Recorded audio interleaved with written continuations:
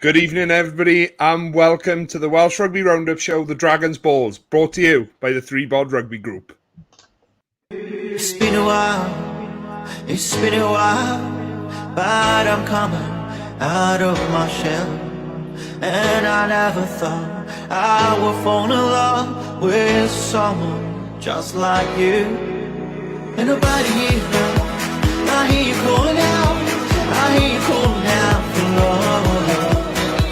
Ain't nobody here now, but I hear you calling out, I hear you calling out for love. I hear you calling, I hear you calling, I hear you calling, I hear you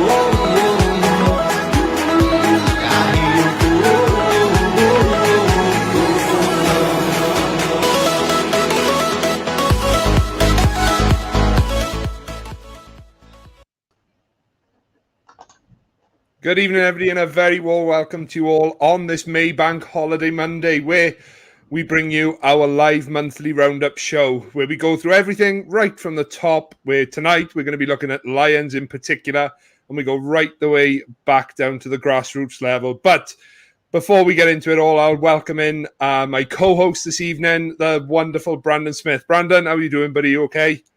Yeah, I'm very well. Very, very well. Looking forward to this show. Hello, everyone. Hope everyone is doing well in the chat. We'll keep an eye on the chat throughout the course of the evening. Ben, you look a little bit hot in that hoodie, mate. Are you okay? Yeah, fine. Thanks, mate. Why? Are you sure? Have you forgotten something? Is there something you've forgotten? I'm not too sure. I'm wearing a Wales shirt tonight, but I'm not sure what shirt you're wearing. We haven't seen it yet, have we? I'm supporting Under Armour tonight. That's okay with you, isn't it? Yeah? Yeah? Well, I've got a recollection of a bet that myself and you did. And for some reason, we haven't seen that bet come through. We haven't seen that come to fruition yet because we know what happened in the game. You are an We're unbearable person. Right, fine. So we await. Now, don't forget, Ben is a massive Cardiff Blues fan, been a Cardiff Blues fan all his life. He absolutely loves the Blues. He is a die-hard Blues fan. He said to me, you'd never see him in this shirt ever, but we've got him in this shirt. And I just can't wait for you guys to see this because I've been waiting for this moment for a while. Oh, it's in an Osprey shirt. Get in there. Print screen. Gonna save that for later. Ben, do you feel like you've come to the promised land wearing that now? Do you feel like you're on the right side now? Mate, I'm never going to be allowed back in the Arms Park again. Like, I'm going to be extradited. I'm going to have to watch the game from the flats on the side. Like, I'll never be allowed back in again. Do you know what? That's the thing, though. Now, you're clearly an Ospreys fan, really deep down. We all know that anyway. But that looks great on you. It looks better than the Blues top you have. I'm not talking about this anymore. We got far too much to talk about, regardless of my outfit or not. We'll get you next season when we put a proper team out, but there we are. Yes, Connor, it is a tight fit. This is many years old. I can't even remember when this one came out. I want to say 2017. Yeah, I think that might be the European kit. Well, it was, if you remember, there was a group of clubs that did it. I mean, I know Connacht brought out one. Then looking at the South African side, the Stormers did one, the Bulls did one, all like linked to Marvel and DC. But I thought it was quite a novelty purchase at the time. But then I was a little bit like, yeah, it's an Osprey shirt. What have I gone and done that to myself for? But there we are. We here, we move. It looks great on you. It looks great on you. We're skipping over it now. We're moving on. All right. So we're going to start off tonight, guys, by talking about the Lions. Now, of course, this week, we've got the Lions announcement coming up where Warren Gatland will name his 36-man, we believe, squad that will travel down to South Africa for the 3-test series against the Springboks. Tonight, we're going to have a little look at the Welsh prospects. And myself and Brandon had a discussion earlier on today. And what we've done is we've split the candidates up into possibles and probables that will potentially go on this summer tour to South Africa. So we're going to start by taking a little look at the probables. Now, these are the players that myself and Brandon believe they pretty much assured their places on this summer tour. So starting from left to right, we've got Talupe Faletau, Ken Owens, Justin Tipuric, Alan Wyn-Jones and Wyn-Jones as the forwards.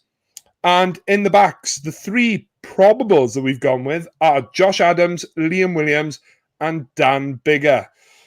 Brandon, standout names for you in there, and why we think in there probables as opposed to possibles? Yeah, I think there's some players, obviously, throughout the Six Nations had a very, very good year. There are players who have stood out, who have played some really good stuff. For me, having a look at them once again, you've got to say Dan Biggar, probably the form 10 at the minute out of the options for the Lions. Had a fantastic game for Northampton recently. The others there, Alan Wyn-Jones, I think we're both expecting him to be captain of the core. And again, a lot of people are saying he's too old, he's past it, but I think this Six Nations, he proved once again that he was one of the standout performers. Falatau is obviously world class. Ken Owens has played really well. Wyn-Jones as well had a fantastic Six Nations. I think Tipuric may be looking to be in the probables, potentially, but he is in favour of Gatland. And then Josh Adams and Liam Williams are both lethal attackers. But I don't know. What do you think about Tipuric? Do you think maybe he's lucky to be in that probables list? Yeah, I think when we talked about it, it was very much borderline for Tipuric. And I don't think it's down to the player that he is. I genuinely think it's because of the players that are on top form in Europe at the moment. If you look at the back row options, that's probably where the most head scratching is going to go on for Warren Gatlands, and I'm sure the selection committee they've been delegating this, debating this, for a number of weeks now. For me, he just sneaks into probables just because of his immense work rate. I mean, he will cover all of those pitches that they play on in South Africa. But I think the big thing with this tour is going to be that Warren Gatland is going to be selecting pairs of players or players that he feels will have that relationship on the field, or they'll understand each other's playing styles, because, as we know, this is only an 8-game tour, so there's not as much time as there have been in other tours for you to sort of play yourself into the tour. So perhaps Tipuric gets in there because, you know, he's got that connection with Falatau and they've got that ability to play off each other. But yeah, I think those ones, other than Tipuric, I think they are pretty much shoe-ins, in my opinion, you know, and people can say what they like. I think Josh Adams is another one that could be on the cusp, but I think you've seen how well he can play when he's on top form, and for me, you cannot leave him out at the moment. But they were the ones that we feel are the probables. Now, we've looked at possible players, and we've got some reasoning as to why we think they may be possibles as opposed to slipping into that probables category. So if we take a look at our possibles, we've gone from left to right. Josh Navidi, Jonathan Davis, Gareth Davis, Thomas Williams, and Louis Rees-Zammit. Now, going through each player individually as to why they are potentially a possible. So Josh Navidi, unfortunately, from what we saw at the end of the London Irish game, the last time we saw him play for the Cardiff Blues, looked to have sustained an injury. And we haven't heard anything through the press or anything else to say whether he will be fit to tour yet. For you, Brandon, if he is fit, with potentially now we've got a few games in the Rainbow Cup that he could play in, does he go on your Lions tour for you? It's such a tough one because he has so much competition in that position now, doesn't he? There are so many players who can play in that position. You think of people like Byrne in Ireland, who was phenomenal throughout the Six Nations. For me, Navidi is an absolute workhorse, isn't he? He gets through such a shift in a game. And for those who maybe don't watch the game regularly, may not always realise what he does and the impact he has on the team. But when he's not playing, you certainly notice it. I think last Six Nations, he was out for us. Six Nations, 2020, he was out for a while, and in the Autumn Nations Cup, and we massively missed him. But his work at the breakdown, especially, is out of this world. And I truly believe that the team that win the Battle of the Breakdown on this tour will win the tour itself. The problem for Navidi, as you said, he's injured. We haven't heard anything about it. And also, as I said, there's so much competition in those positions. I think we are blessed in the back row, not only here in Wales, but for the whole Lions tour. I don't know what you think as a Blues fan about Navidi. Yeah, I think if he's fit and if he's able to tour and play, he definitely goes for me. And I think he gives the big word that's being thrown around a lot with this tour and this selection that's coming up is adaptability. And I think he has that ability to play anywhere across the back row. You know, he can play 6, 7 or 8. And I think he can vary his play style depending on what's been asked of him. He's a fantastic jackler of the ball. He can pick that ball up and carry it for days. And he's just such an abrasive tackler. You know, we saw him in the game against France. He managed to pick himself up a try, but he's just so abrasive. And I think that's exactly what you're going to need up against the likes of Khaleesi, Vermeulen, Peter-Steph Dutoy, Etzebeth. That's what you're going to need. You're going to need one of those players that's going to mix it up with the South Africans. So for me, if he's fit, he goes. Now, this is one that I know Brandon and I differ on greatly. For me, Jonathan Davies. I'll be honest, I was struggling to put him into possibles based on recent form. But the one thing you cannot take away from him is the fact that he has been on 2 Lions tours before, and he is a huge favourite of Warren Gatland. You know, all the way through the Gatland era, we saw that centre partnership, and he was one of the main ingredients of that centre partnership. Brandon, you've got a few centre options. Is Jonathan Davies going? On form, no. Not to be harsh to him, he's not played all that much rugby.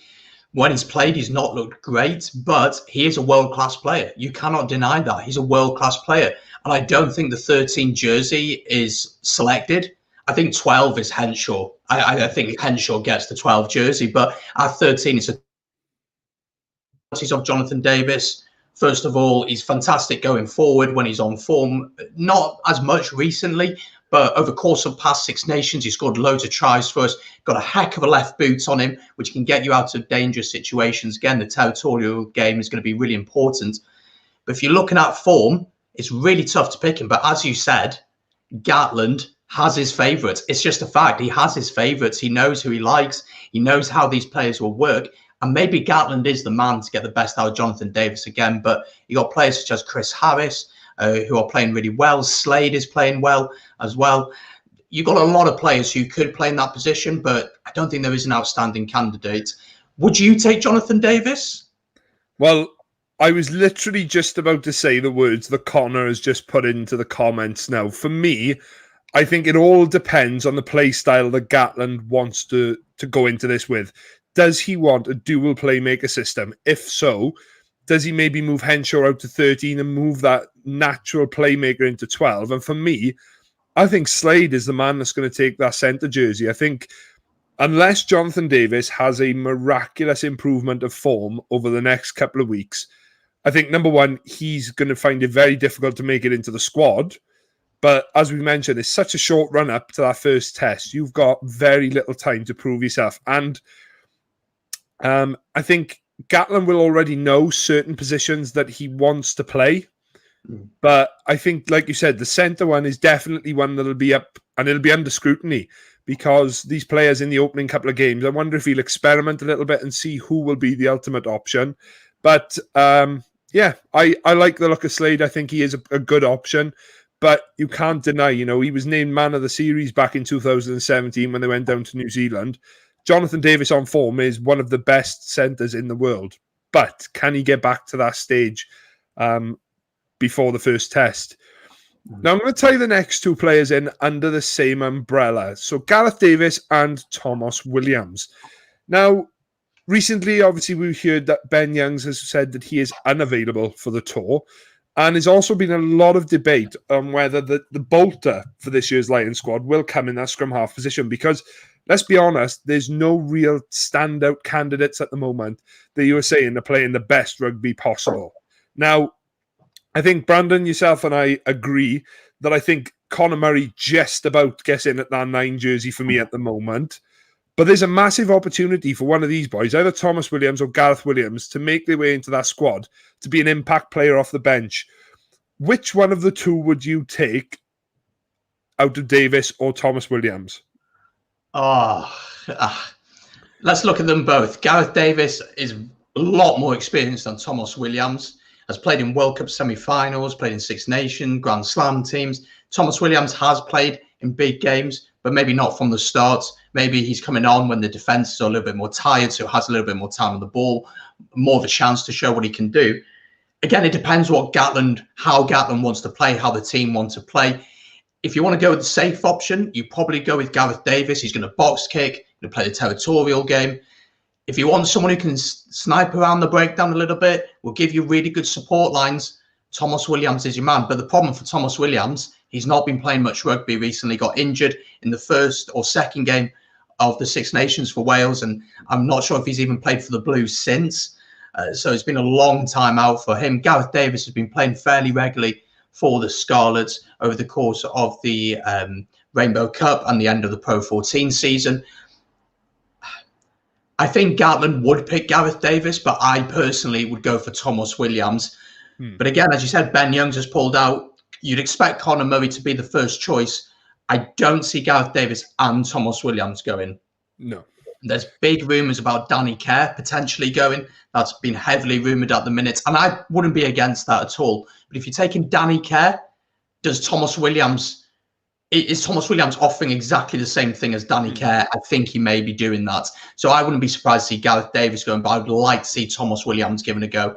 What about Lloyd Williams, Ben? Should we throw Lloyd Williams' name into the hat? Sorry, mate. I thought the categories were possibles and probables, not sat in the clubhouse watching it. But sorry, I must have missed that bit that I wrote down in my notes here. No, like you said, if you want a box kick in 9, I think Lloyd Williams is a perfect option. But I think he's far better suited at the moment to stick in and around, because it's shown that Pivac likes him. He's in and around the Welsh squad, so he's probably better at the moment, staying at home, staking a claim in that national side, considering what's coming up this year. Going on to the last one now, I bet you for any Welsh fan that either is watching this now or will watch this in the coming days, you must be screaming at the screen now going, Ben, what are you talking about? Why is Louis Rees-Zammit only a possible? For you, Brandon, Louis Rees-Zammit, it's one that a lot of people are debating whether he goes or not, because I think a lot of people have already picked their Lions back 3. Does Louis Rees-Zammit have a place in that Lions squad, or do you take him as a sort of a midweek player in those warm-up games and perhaps work his way onto the bench maybe in the tests? What do you think? I think you've got to reward form. If you're playing well, you should be playing. And for people to say he's not tested at this level, that is very true. But there are other wingers who'd likely go on this series who have not been tested at this level. People such as Duran van der Merwe has been heavily linked with potentially going. You've got, of course, Johnny May has played at this level, but probably isn't playing at the level that he can do. Anthony Watson, for me, is a quality player. But I think Louis Rees-Zammit just offers you that X factor. He's a little bit of pace, backs himself, which is really important, and may offer a little bit of something different, especially if South Africa has someone such as a Cheslin Colby, who is one of the best players in the world, without a doubt. If you're good enough, you're old enough, in my opinion. I don't see a reason why he shouldn't go on the tour. Does he start? It's a tough one, because Josh Adams, for me, is one of the best finishers from about 20 to 30 yards. Anthony Watson can play across the back 3. Liam Williams can play across the back 3. And as you said before, it's going to be very important that these players are able to play a variety of positions, be comfortable in switching about. And I think Gatland has always been big on that with Wales. We've seen Penny on the wing. And we've seen Liam Williams at fullback on the wing. We've seen George North in the centre recently. So it's a tough one. I would take him. Does he get into my starting 15? I don't quite think so. But in the opening first games, that could certainly be changed.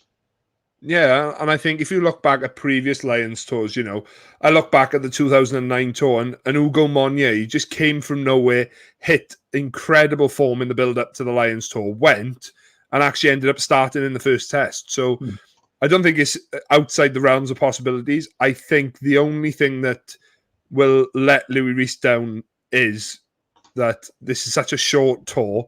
Yeah. He's going to have maybe 1 or 2 opportunities to fight his way into that test side. We know what he can do. We've seen what he can do, but he has to show that he can do it out there. And I think possible for the fact that he may be considered one of the bolters, but I think he deserves a place. And like you said, I think that form should be rewarded. But let us know what you think down in the comments, guys. Let's have a little discussion about it, and let's see what you think, because obviously the announcement will be made. The press conference starts at 12 p.m. on Thursday, this Thursday, the 6th of May.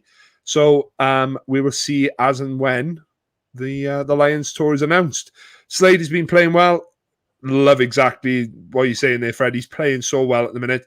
Now, this is my man, Sam Simmons. We won't talk about it for too long, but for you, Brandon, do you take Sam Simmons considering the options that this back row we have at the moment? I do. Yeah, I think Sam Simmons should go alongside Faletau. Does CJ Stander get in there? Maybe he drops out. But Sam Simmons, again, recently against Bristol, top of the table, Bristol against Exeter in second. He was out of this world. And what he offers, similar to Faletau in a way, he's very comfortable with ball in hand, but he's got that extra yard of speed, an extra yard of pace, which against South Africa is going to be very, very physical, which he can offer that element. But also he offers something a little bit different. And if you're playing well, you should be rewarded. But it's similar to John Cooney, where I'm convinced he can play at international level. And I'm convinced he can play at the Lions level, but we don't have any proof of that at international level. So I'm confident that he can play at that level, but we haven't seen it. And that would be the argument that maybe some people would have, or that Gatland would have when picking players. So I'd love to see him given a go. But we know, as we've said already, Gatland has his favours. But again, Faletau is playing at the top of his game. But for me, I think Simmons should 100% be going. Not starting, but 100% be going.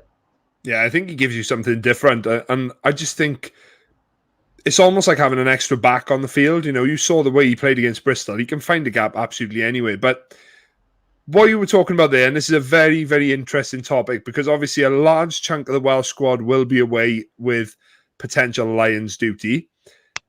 This leaves a massive gap open for potentially a summer test place for some of these players staying at home. So recently it was announced that the Argentinian tour seems to have been cancelled. It seems that the WRU are not willing to travel to Argentina.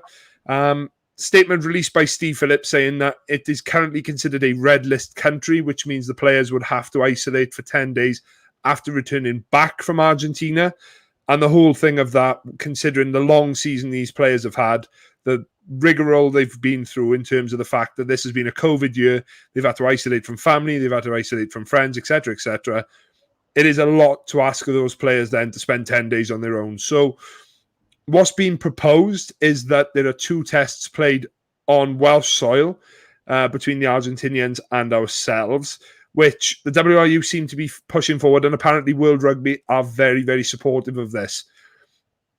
To you, Brandon, my question here is it really that important this summer, considering all that's gone on, considering how long the season has been? Do you think a summer tour, or a summer series we'll end up calling it, because it's going to be on Welsh soil then, do you think this is what the WRU need to be pushing right now? It's a difficult one. I love rugby. I love watching the game, but these players have played so much rugby. I mean, we're going to get onto the Rainbow Cup shortly, but what a pointless competition. What a pointless competition. And they'd have put their bodies through so much. And there are so many young, exciting players coming through in Wales at the minute. Kieran Williams, Jared Evans, Jordan Williams, Aneurin Owen. Lots of these great young players coming through. But you want to see them play, yes, but it almost feels cheeky saying, right, we're not willing to go to Argentina, but Argentina can come to us. That's fine by us. And it seems a little bit cheeky. I feel more sorry for Uruguay, because there's meant to be a tour to Argentina and Uruguay. For them, it'd been a big game playing against Wales in their own country. And they're going to miss out on that. And there's no talks about potentially Uruguay coming over to play, because they're a semi-professional side. You mentioned to me before that there was rumours that because the USA and Canada are coming over to play against England, that the USA could potentially play against Wales as well, which I'm all for, developing tier 2 nations. But I can understand the argument with COVID and everything going on that people may not want to see this, but I just love rugby. So I'm kind of in 2 minds with it. And I would be excited to see some youngsters given an opportunity this summer. I've mentioned a few already, but Kieran Williams, for me, if you've not watched him yet, very similar to Scott Gibbs, plays for the Ospreys, of course he does. And honestly, the guy's got a brilliant step, gets involved so well. Jordan Williams, as I said, fullback for the Dragons, and of course the best fly half in the world according to Ben, Jared Evans, at 10 for the Blues. 10 for the Blues. And that guy could be one of the best 10s in the world without a doubt. He just needs a little bit of mentoring, maybe understanding how to control the game, because his natural ability He's probably one of the most technically gifted fly halves we've seen in this country. So there's a lot of youngsters who could be given a go, but I can understand the uncertainty with COVID and why people may think this is an unnecessary event to happen. Yeah, and I think the interesting point is that everywhere that I looked in terms of for any sort of journalism in regards to this, everything I found, there is nothing regarding what Pivac has said, what anybody from within the sort of the player group is talking about in terms of developing these players, like you mentioned then. The only thing that I've seen is that they're trying to recoup for the losses that they had last year when they had to cancel their tour to New Zealand. And for me, we talk about player welfare, and I think absolutely on the pitch, player welfare has to be at the forefront. But it also has to be considered in terms of the amount of rugby these players are playing as well. We'll get onto it when we talk about the Rainbow Cup. See, I called it the Pro 14 again then. But George North goes out against a second-string Cardiff Blues side and has ended his chances of playing on a Lions tour. Yep. So for me, it's, you know, there's got to be a line drawn, and I can see what Sean said there. You know, I if you can flag it up, Brandon. I think the WRU needs money, so I think similar to the Rainbow Cup, financial gain. That's why I think most countries will push for summer tours because of money, etc. And I completely understand that, but based off current restrictions, fans may be allowed in small amounts. But I don't think that this is going to be a massive coup for Welsh rugby. I think, it is another thing. Look what we've done. Look what our players are doing. And we're just going to end up, because you think about it, the gap between the summer tests and what we're going to talk about next is now very, very narrow. So the one thing with the summer tests is that it's not a definite yet. But the one thing that is an absolute certain, because it's been confirmed by the WRU and Wayne Pivac has made a statement on it, is that Wales have a four-test autumn series this year, where they will take on New Zealand, South Africa, Fiji and Australia, starting on the 30th of October. So before we get into that, just read a quick statement that Wayne Pivac said. He said, "This is a huge autumn series fixture list, and we're already looking forward to it, especially with the prospect of having supporters back at the Principality Stadium. It will be close to 21 months since we had the chance to play in front of our fans at the home stadium, and so it is hugely exciting to have the fixtures announced, and I hope it excites the rugby public. It will be a big campaign against quality opposition, but we see it as another opportunity to test ourselves while we continue on our journey to France 2023. First thing, looking at that, Brandon, you cannot underestimate the fact we are playing three of the best Tier 1 nations in the world, followed by probably the best Tier 2 nation, in my opinion. But the first thing I want to talk about is that first game, New Zealand against Wales, taking place on the 30th of October, which, from current understanding, would mean that that game takes place outside of the test window. What are your thoughts on that, considering that we've got a Lions tour that will have finished at the start of August? And we've got August and September, which is going to be rest and recuperation, and then pre-season. And then the 30th of October, we take on the All Blacks outside the test window. What are your thoughts on that? It's a moneymaker, isn't it? The All Blacks come to town, people can see the haka. It's a moneymaker. Now, would the stadiums be full? We don't know. It depends how things with COVID go. Obviously, we want to test ourselves against the best of the best, but will we have our best players? Will the English clubs release their players? Or will we have to do what the Lions will have already done, is pay the Premiership clubs to release their players? Now, the Welsh Rugby Union are struggling financially enough for that, and a lot of the Welsh boys will have come back across anyway, but still, we're not going to have some of our quality players. Louis Rees-Zammit will certainly not be available for that.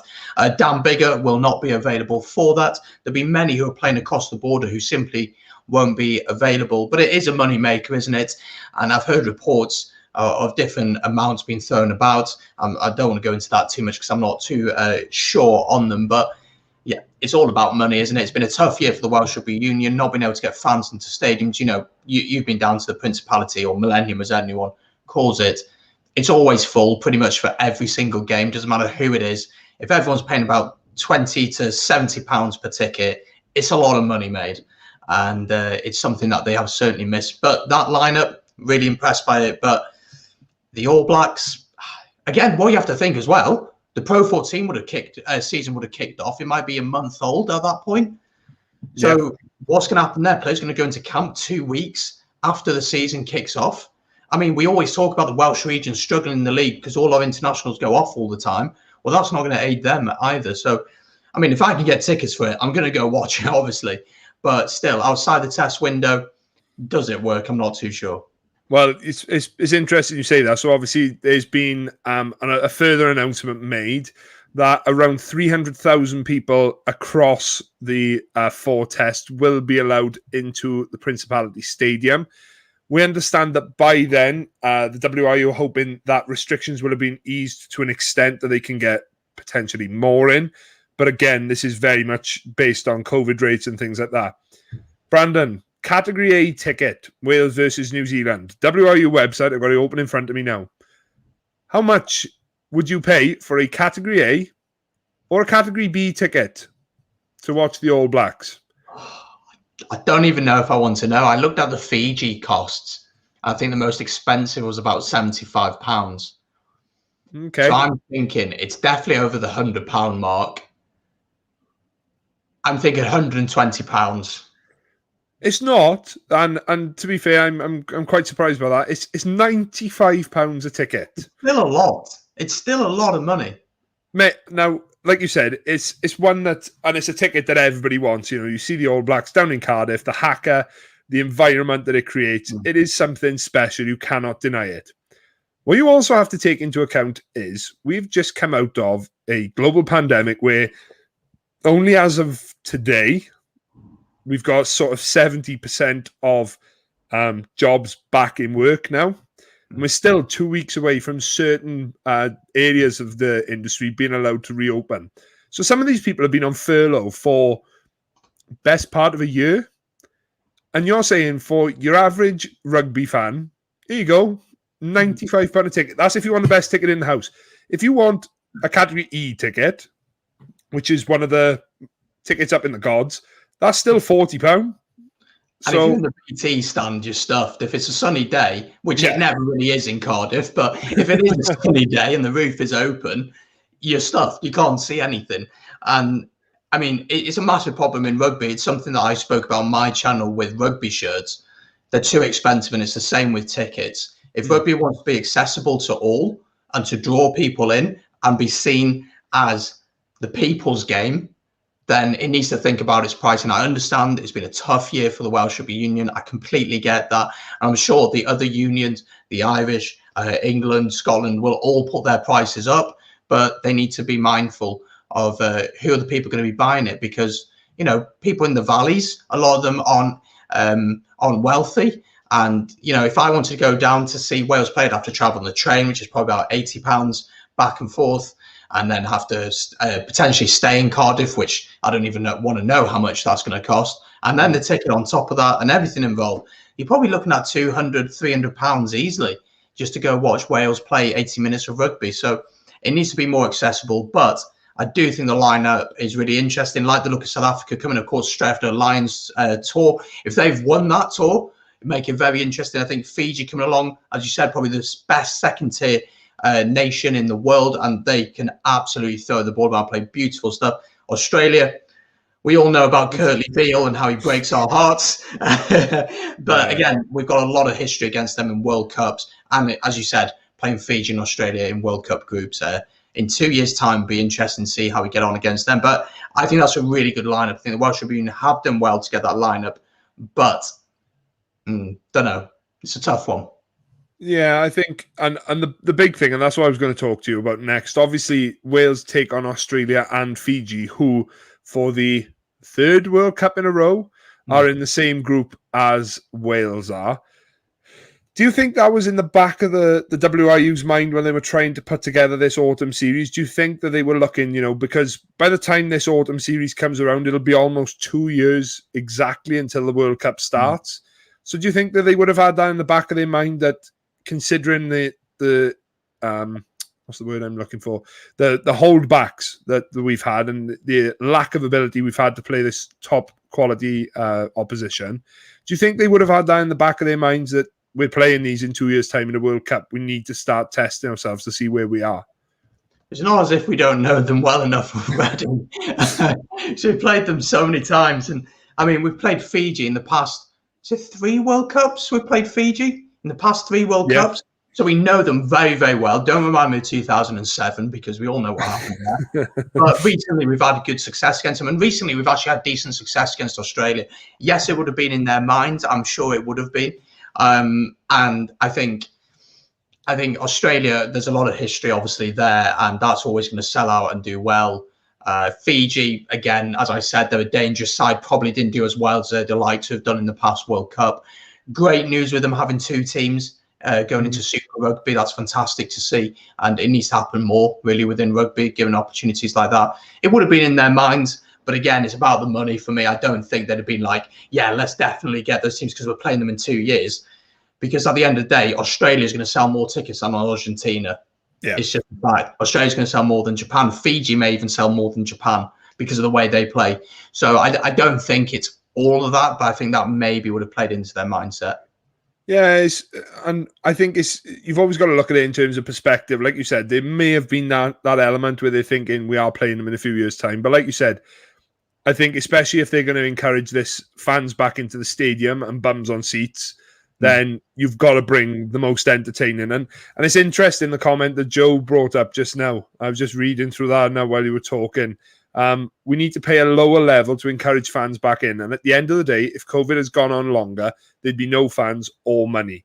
And he's spot on with that. It's almost as if the WRU have sensed this opportunity and they've gone, right, this is our chance to start making some money back. We've had this glimmer of hope. And, we've seen some sporting events that have gone back to it. We had the FA Cup match where they trialled having a group of fans back in.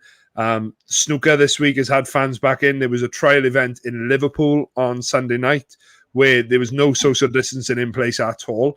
So things are being put in place. And you think if the WRU weren't proactive towards that, we'd be saying exactly the same thing. And, what are they playing at? There's a perfect opportunity here to get outside. And we would be saying those sorts of things. But I think you always have to look at this from both sides of the fence. And considering the year that we've had the last 2 years we've had with COVID, and especially the impact it's had on our players, is something that I thought they would have taken into mind a little bit more.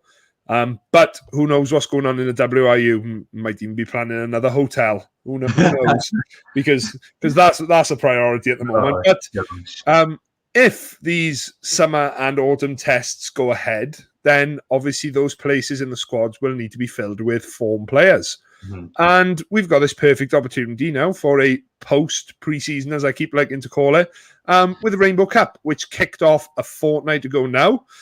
And we're going to go through the games now, and we're going to have a little bit of a chat about what went on and our analysis on it, considering Brandon and I watched the Ospreys and the Blues game together, where the Ospreys were victorious by 36 points to 14. Sorry, I didn't hear that. What did you say? What happened in that game? The Ospreys emerged victorious, beating the Cardiff Blues by 36 points to 14. Your shirt looked great, by the way. It looks really good on you now. I wasn't sure at the start, but I think you really pull it off well. It's just twinkling, isn't it? It's just twinkling. But yeah, watch this game together, and you've got to say, the Ospreys went in with a strong team. It has to be said.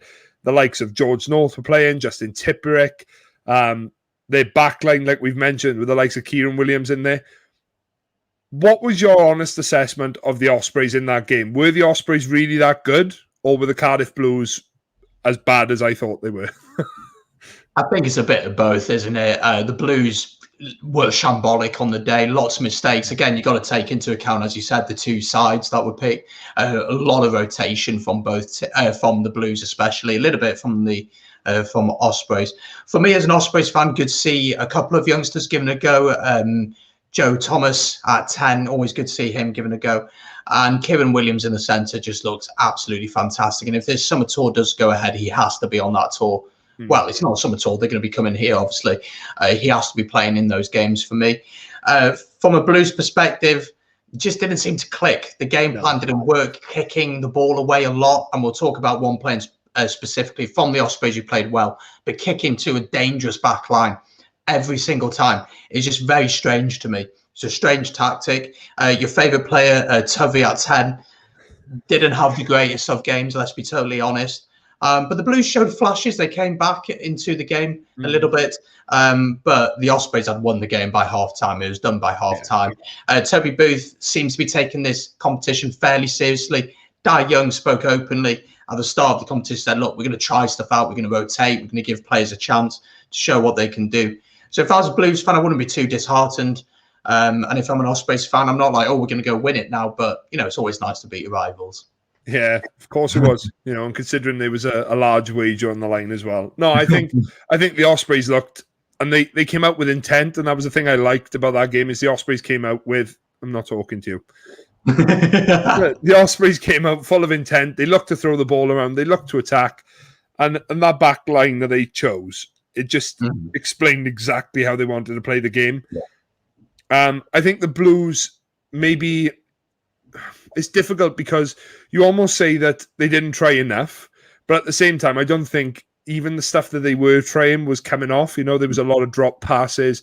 As you mentioned, a lot of kicking, which was really surprising considering that halftime, I think we'd had like 30% possession.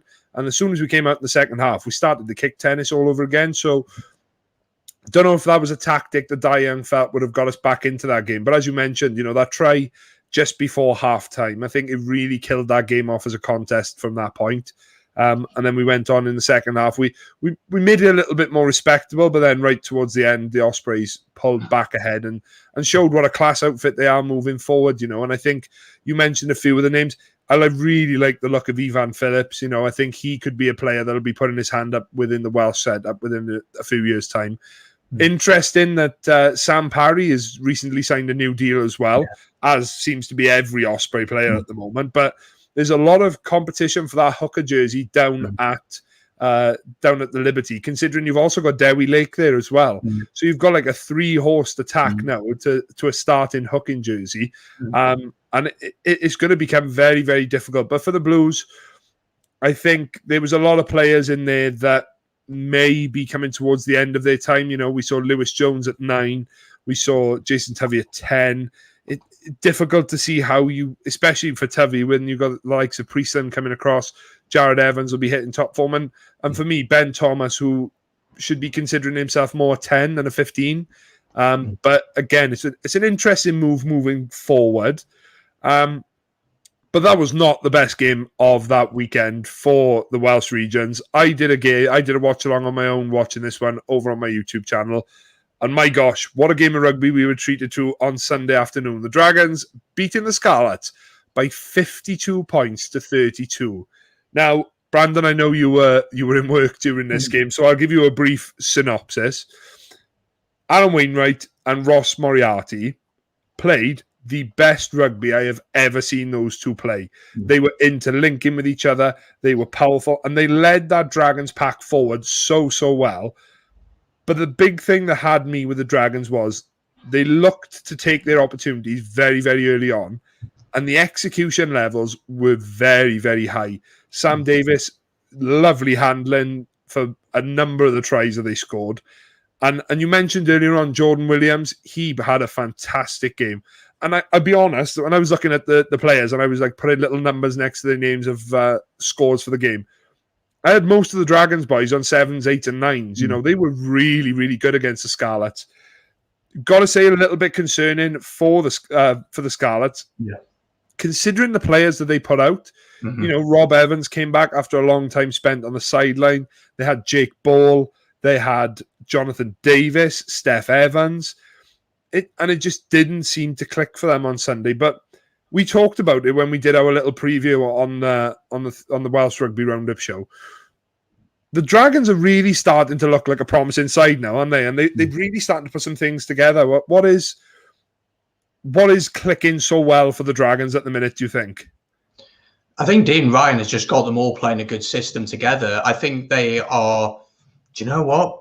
I think they might be the third best region now in Wales. I won't say after which one, ahead of which one. I won't say it. You can make your mind up on that. But no, I think they've got a system that works. They've got players who are on form. Sam Davis, I think, has really found a home down at the Dragons. He's really found his place there. He fits in. And the Ospreys didn't really work out for him. Rio Dyer had a fantastic game. Jordan Williams, as you said, we're going to come on to another player in just a second from the Dragons who were absolutely fantastic. And Wainwright and Moriarty, two players have been frozen out of the Wales squad over the recent couple of tournaments. And again, stepping up and performing. I think having someone like Jamie Roberts in there with his experience and the way he knows how to play and how to win, and his experience in playing with Wales is massive. And we said it when Dean Ryan got in. We said he's a good coach. It'll take time. It's a project, and they will get there eventually. And maybe we're seeing that. We finished the season strong in the Pro 14, so that form is continuing. For the Scarlets, very concerning. As you said, lots of good players out there. Jonathan Davis had a really poor game. A lot of players will need to look at themselves. And, you know, Dwayne Peel coming in next season, Glenn Delaney going upstairs, maybe that's the change they need. Yeah, and definitely.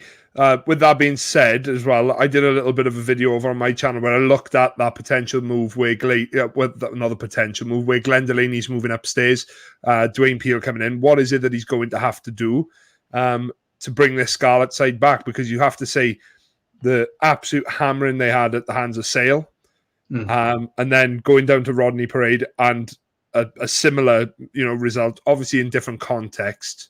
But the one thing I would say, and I think I'm gonna leave your comment just for a second, Joe, because we've got a really interesting point on that just shortly. But I think as much as there were some negatives, well, not negatives, but areas of development, I think we have to say that across the weekend, it was a far better standard of rugby from the regions than we have seen in previous years. But for me, I picked out a star player from each side across all of the the 2 games across the weekend. So for me, Steph Evans for the Scarlets, that man, there is nothing that he can't do at the moment. He is everywhere. He covers every blade of grass. He's in rucks. He's playing scrum half. He's absolutely everywhere. And for me, he is starting to play himself back up to that top level he was when he was involved in the Welsh setup around the 29 Six Nations. But he's going to be pushed a long way by Matt Prothero. Now, this boy, he was immense against the Blues, and he was one of the most elusive runners that I noticed across the weekend in all of the matches in the Rainbow Cup first round, not just in the Welsh games. He's elusive. He brings defenders onto him, and especially when you've got the likes of Dan Evans and George North around you, that can only be a positive thing moving forward. He is a really exciting talent, and within the next few years, I think we will definitely see him in and around the Welsh setup. As do I think will be the case with the next man. Max Llewellyn picked up 2 tries on the day against the Ospreys, and when he was given the ball in the right areas, my gosh, he took those opportunities so well. Clean line breaks, opportunities to offload to men either side of him, and I think he looked really, really promising. He's a big lad, his dad was one of the tallest second rows Wales ever had in Max Llewellyn. So I think he's definitely one to watch out for me, not just in the rest of the Rainbow Cup, but looking forward to the Pro 14 next year. I think he'll have a far more influential role at the Blues, and obviously hoping that he goes on to greater honours. The last one for me is Aneurin Owen. Now, I've been singing this guy's praises for a long time now. Obviously, Nick Tompkins has gone back to Saracens now, which means that there's a centre spot that's opened up next to Jamie Roberts. Now, you've got the experienced heads in at the Dragons. You've got the likes of Jack Dixon, who's been there for a number of years now. You've got Jared Rosser, who even played in the centre on that game on Sunday. But for me, this guy, Aneurin Owen, he really has got something special. Came up with a couple of turnovers in the game. Puts players on the back foot just by how flat he can take the ball to the line and use his footwork to get around them. I really like the way this guy is playing. And, you mentioned about Kieran Williams as well, Brandon. I think that we've got such an abundance of talent coming through now. But for me, it seems very disjointed at the moment. And I'm going to bring up Joe's comment now because we're going to support it by something that myself and Brandon did. So, lads, why is Welsh regional rugby still so poor whilst the test team are very good? Where do regions go from here?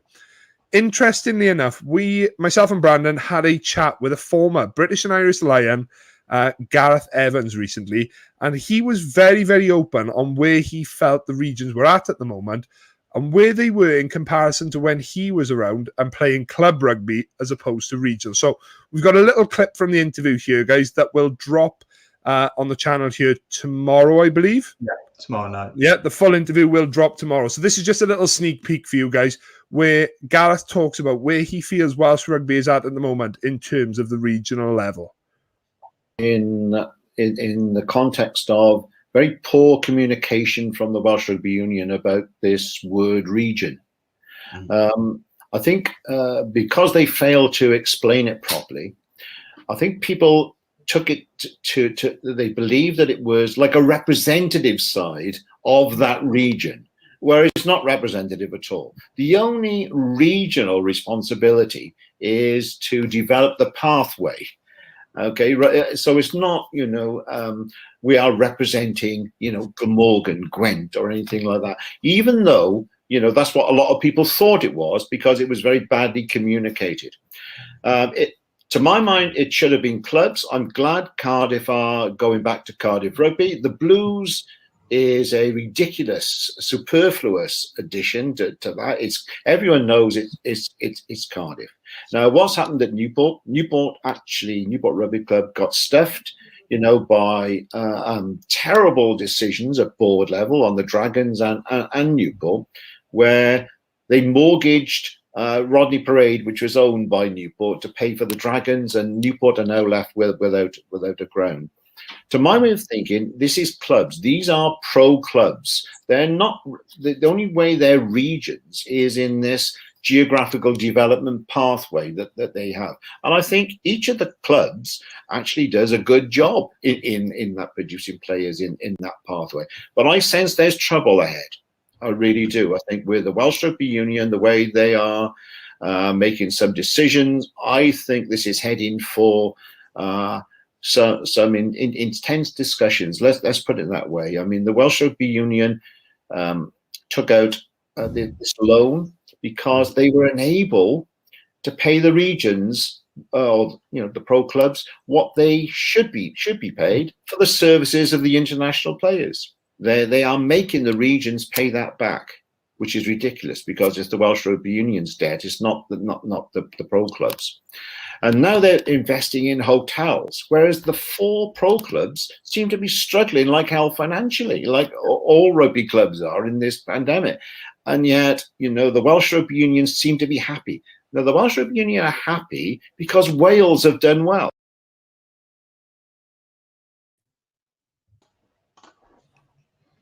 And that's just a little snippet, and I'll be so honest and open that Gareth gave us such an insight into where he felt rugby was at the moment. And he speaks so openly at the fact that there is such a clear gap between where the WRU feel the game needs to be moving forward, and it's almost as if they're running further and further ahead of themselves, whilst the poor regions are struggling to keep up with them. I think we've seen superb efforts from the likes of the Ospreys and the Dragons in recent times to try and bring that standard back up. But you have to say, ultimately, 4 Welsh sides were in European knockout rounds, and all 4 of them were knocked out at the first attempt. So there is a problem. There is something that needs to be addressed.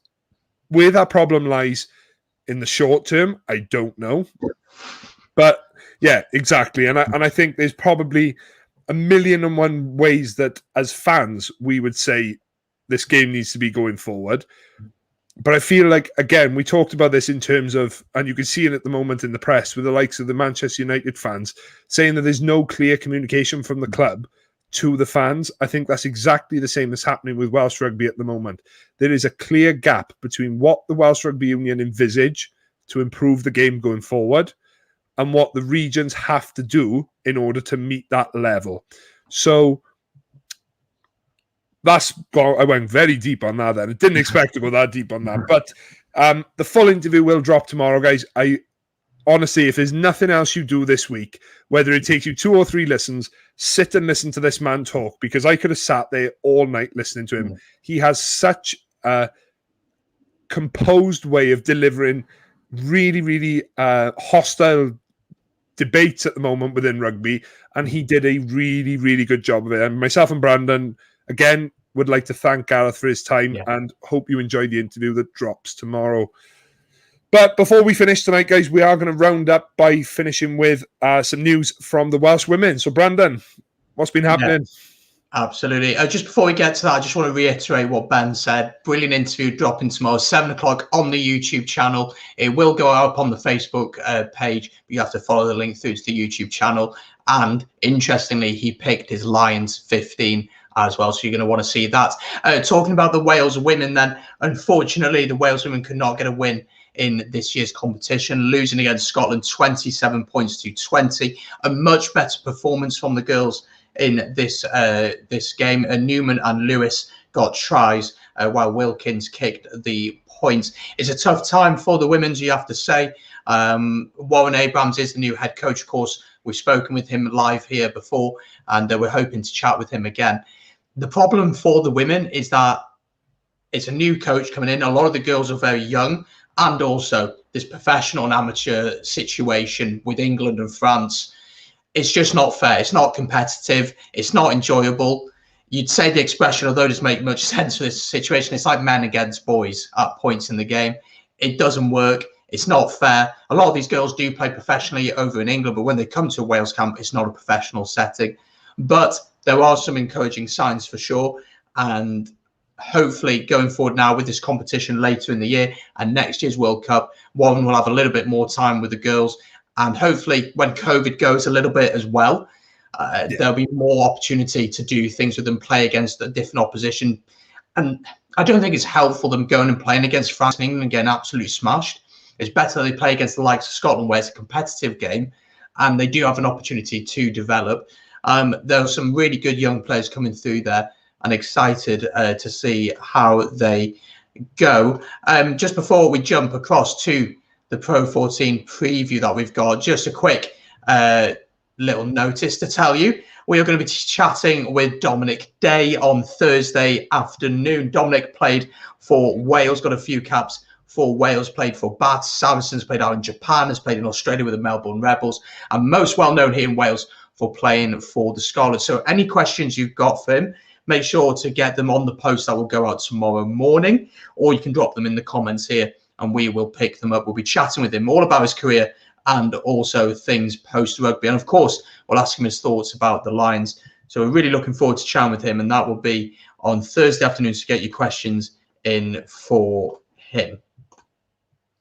Yeah, and I'm really looking forward to that interview, because I think Dominic Day is another one of these players that has made the tough decision, obviously, to transfer across from his, his life playing rugby, and he's started really, really well with his life after rugby, and we're going to talk to him a little bit about that. But this weekend we have round 2 of the Rainbow Cup, and again the Welsh regions are involved, with the Scarlets taking on the Ospreys at Parc y Scarlets on Saturday evening. Kickoff is at 8:25, and then on Sunday down at the Arms Park, the Cardiff Blues will take on the Dragons with a 1 o'clock kickoff down there. Interesting times for those regions. Interesting to see how the Scarlets and the Blues go after such heavy losses last time out. Interesting to see where the Dragons and the Ospreys go. Do they continue to push on in this competition and try and pick up some silverware towards the end of the season? What are your thoughts with this one? We'll do a minute on each, Brandon. So Osprey Scarlets, where do you see this one going, and what do you think are going to be the key battles? Again, I don't really think there's all that much pressure on either side, more on the Scarlets for sure, but there's not much. It's a Rainbow Cup. But the Scarlets need to put in a good performance. They had a poor finish to the season, bar a win against Connacht. The Dragons are playing pretty well as well, so they'll target that Blues game. But then for the Ospreys, I don't really care if we win this Rainbow Cup, to be honest, but it'd be nice to win again. Show we're the best region in Wales, of course, and just look to continue to grow and develop, give some more youngsters a go. And I'd be pretty confident that we can go to Parc y Scarlets and win. A Battle of the Tens will be interesting. I've heard rumours that Stephen Myler may be fit for this one. Okay. But will he start? I don't know. But again, give Thomas at 10 a go once again. Give him another chance. And just keep giving youngsters an opportunity. Interesting to see if Scarlets really might go for this one and look to get a win here. But I'd be pretty confident that the Ospreys can get the job done. Yeah, I think I'm going to go with that for you as well, with you on that one, Brandon. I think the Ospreys, they're looking so strong at the minute, and they're only going to get better with the likes of Webb and Myler coming back into the mix.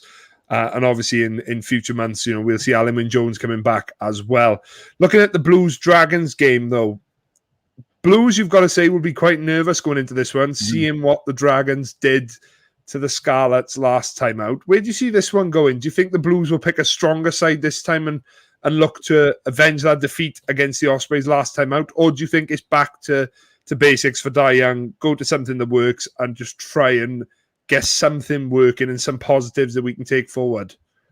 Well, one thing you've got to say about the Blues is over the course of the season, they've been very good defensively. So that was a bit of a shame for them against the Ospreys, but we had the driving more, which worked pretty well. The Dragons will obviously look to throw the ball about a lot more.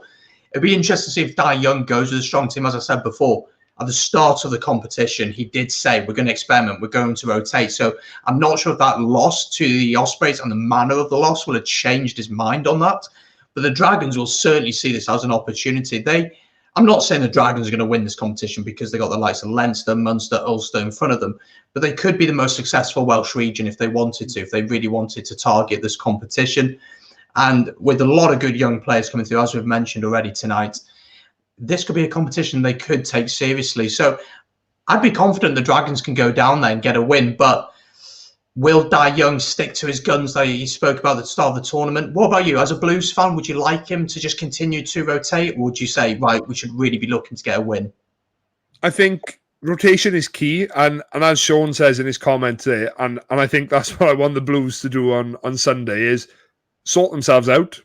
They've got so much potential in that side, and they've got so much going forward.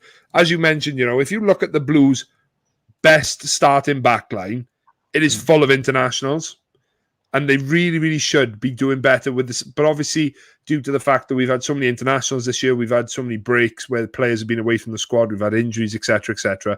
We haven't had a chance to see that in full flow yet, and I think that'll be something that Dai Young is aware of. We saw Owen Lane back fit and moved into the centre last time, so it'd be good to see him get another run out.